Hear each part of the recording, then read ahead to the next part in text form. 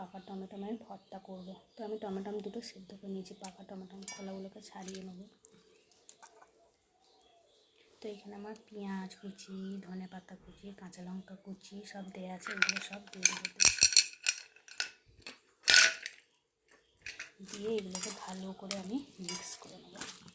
খুব সুন্দর লাগে এটা, খেয়ে দেখবেন লাউটা গরম ভাতের সঙ্গে জাস্ট অসাধারণ, তো খুব ভালো লাগে। তো এখানে একটু তেল আছে, তেল দিয়ে দেবো আমি। তেল দিয়ে দিয়েছি, নুন আমি পরিমাণ মতো দিয়ে দিয়েছি। দিয়ে এটা ভালো করে মিক্স করে নিতে হবে। তো আমার এক হাতে বলে আমার অসুবিধা হচ্ছে, এটা গরম ভাতের সঙ্গে জাস্ট অসাধারণ টমেটো ভাতটা খুব ভালো।